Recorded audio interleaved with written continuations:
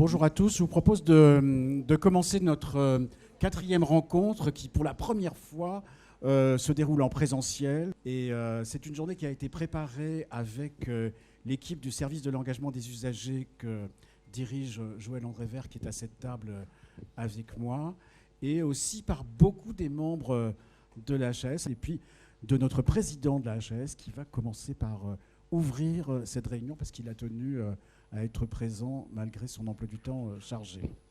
Bien, merci Christian. Effectivement, c'est un grand plaisir pour moi que d'être là avec vous pour ces rencontres qui sont les quatrièmes rencontres et, comme l'a dit Christian Saout, les premières en présentiel et mes premières rencontres depuis que je suis président de la HAS, c'est-à-dire depuis avril dernier. Le sujet des usagers est un sujet qui m'est extrêmement cher. Pour devenir président de la HAS, on doit d'abord être auditionné au Parlement. Et on doit être auditionné par les deux commissions des affaires sociales, celle du Sénat, celle de l'Assemblée, et ensuite elle vote. Et j'avais mis effectivement dans mon programme, si on peut appeler ça un programme, le souhait de renforcer encore, parce qu'on ne peut pas dire qu'il y a une absence, le rôle des usagers dans l'expertise au sein de la HAS.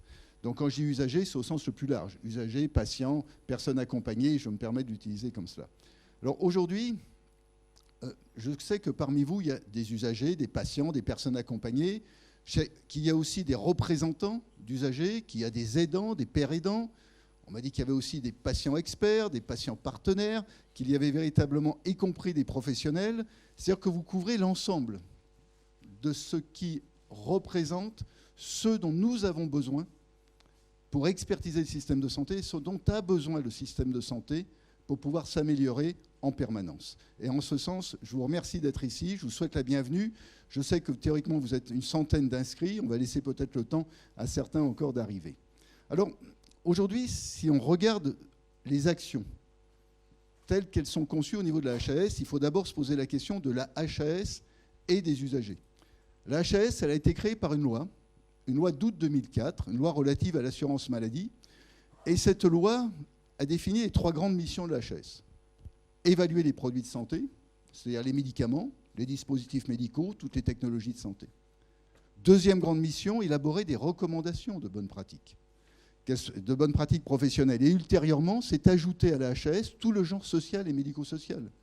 Puisque le mot S dans HAS de santé, c'est vraiment au sens de l'OMS. C'est à la fois le sanitaire, le social, le médico-social.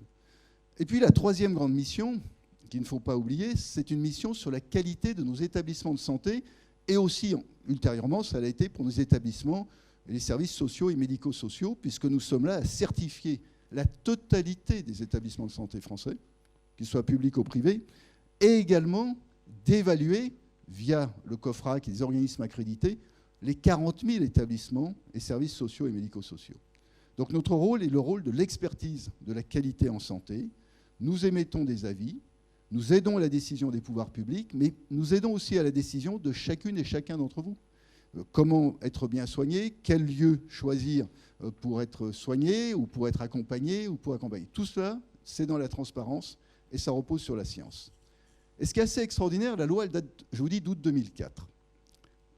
Et cette loi en août 2004 n'a pas prévu la place des usagers, ni des représentants de patients, alors que la loi du 4 mars 2002 sur les droits du malade était déjà en œuvre depuis près de 2 ans. Et il faudra attendre 2015 pour qu'il y ait un texte qui prévoit la présence des usagers au sein de la HAS dans des commissions dites réglementées.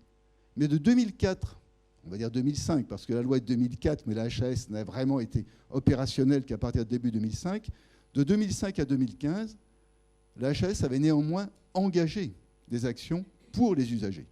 Alors il y a les commissions dites réglementées, commission de la transparence qui évalue les médicaments, pour ne citer qu'elles, eh bien c'était figé, on ne pouvait pas avoir de représentants d'usagers, mais il y avait les commissions que créait la HAS. Et dans ces commissions-là, la HAS a toujours prévu la place pour des représentants, effectivement, d'usagers. Et ça, c'est une notion, c'est-à-dire ce qui était à sa main dès 2005, la HAS l'a fait, et le reste a dû attendre 2015.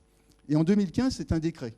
C'est un décret en Conseil d'État qui a ouvert la place au sein des commissions réglementées, que ce soit la commission de la transparence, la CNEDIMS, qui est la commission qui évalue les dispositifs médicaux, ou la CESP, la commission d'évaluation économique et de santé publique, qui l'a ouverte à des représentants d'usagers. Et il se trouve que j'étais le rapporteur au Conseil d'État de ce décret. Donc ça me rappelle quand même une époque où il paraissait naturel d'inclure ces personnes, ces représentants, qui avaient été, qu'on le veuille ou non, absents, oubliés, volontairement ou involontairement, je pense plutôt que c'est involontaire, dans la loi de 2004. Donc la HS, elle est présente dans ces structures. Mais la HS, elle est allée beaucoup plus loin. Elle est allée plus loin en décidant que dans son projet stratégique, son deuxième axe concernait justement les usagers dont il fallait renforcer la présence. C'était une de nos priorités au sein de l'expertise de la HS. Et elle a créé un conseil, vous le savez, de l'engagement des usagers, présidé en l'occurrence par Christian Saout. Elle est allée au-delà puisqu'elle a produit des guides. Et elle a produit, vous le savez, plusieurs guides. Un guide sur l'engagement des usagers dans les centres de santé, les centres, les maisons, les territoires de santé. Un autre guide plus récent sur la reconnaissance sociale des usagers. Mais l'actualité, elle est encore autre. Aujourd'hui, nous publions à la HS, et c'est le collège de la HS qui en est à l'origine, sous l'égide, et je voudrais encore saluer de Christian Saout, mais Claire Compagnon, ici présente, qui a beaucoup participé, un avis du collège, une position, qui est diffusée à partir d'aujourd'hui. C'est la première position du collège depuis que j'ai l'honneur de présider la HS, qui dit qu'il faut renforcer encore et rendre effectives les dispositions législatives et réglementaires sur la participation des usagers. Nous ne disons pas qu'il faut de nouveaux textes. Nous disons déjà appliquons totalement ces textes. Parce que, comme vous le savez, nous considérons qu'il y a une doctrine autour de l'engagement des usagers qui repose sur 3 piliers. Les droits individuels. Nous avons un droit au consentement, nous avons un droit au consentement, un droit à l'accès à notre dossier. Des droits collectifs. Ce sont les représentants des usagers dans les structures, très officiellement, où ils doivent siéger.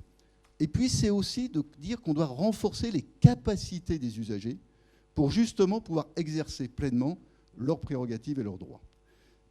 Christian Saout, tout à l'heure, vous présentera cette position. Je ne fais que l'effleurer, mais il se trouve que dès ce matin, on m'a envoyé la dépêche de Libération, qui est un grand article aujourd'hui sur la position de la HAS, qui est une position qu'on veut véritablement porter. Et ce n'est pas que symbolique, si la première de toutes les positions du collège, de ce nouveau collège, est centrée sur les usagers, comme j'ose espérer que le second le sera sur ce qu'on appelle les parcours de coopération ou les compétences partagées.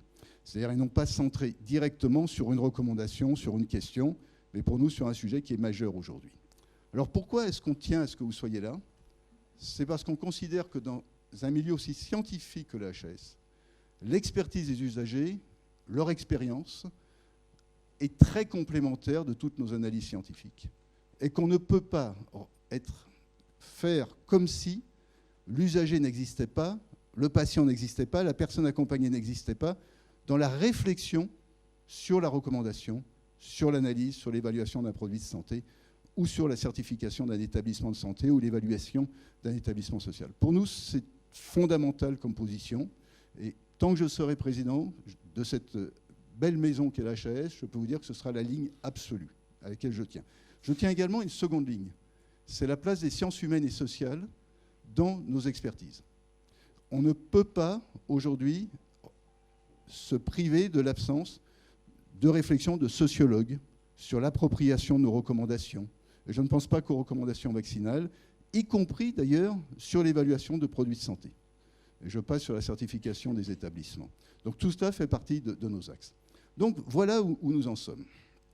Alors aujourd'hui, vous allez vous réunir pour ces 4e rencontres qui ont 3 objets, si j'ai bien compris, c'est se retrouver, construire et proposer. Alors vous retrouvez, je vous ai dit, vous êtes environ une centaine, mais je veux dire ce qu'on attend. D'abord, on attend que vous puissiez bien appréhender les missions de la HAS et voir où est-ce que vous pouvez vous situer dans ces missions.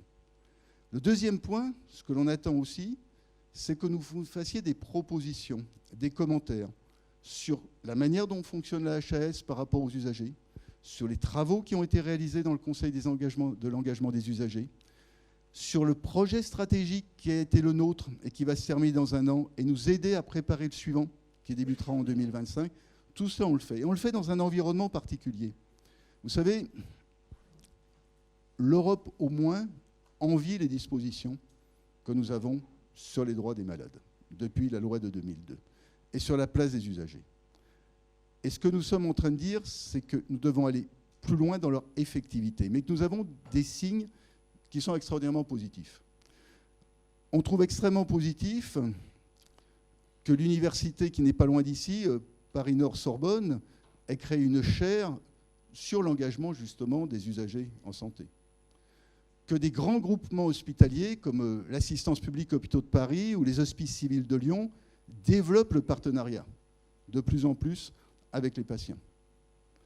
Qu'un grand organisme de recherche comme l'INSERM ait un groupe de réflexion justement avec les malades. Et puis on peut continuer comme ça avec d'autres exemples qui nous montrent qu'il y a véritablement une évolution. Les agences sanitaires, maintenant, développent des comités de dialogue sur le modèle de ce que nous avons fait ou de ce que nous faisons avec les usagers. Alors, je ne vais pas être plus long parce que je sais que votre journée est une journée très intense. Je voudrais encore une fois vous remercier, mais permettez-moi de remercier en tant que président de la HAS tous les services qui ont participé. Merci à Joël André Vert et à toutes celles et ceux qui ont permis cette journée.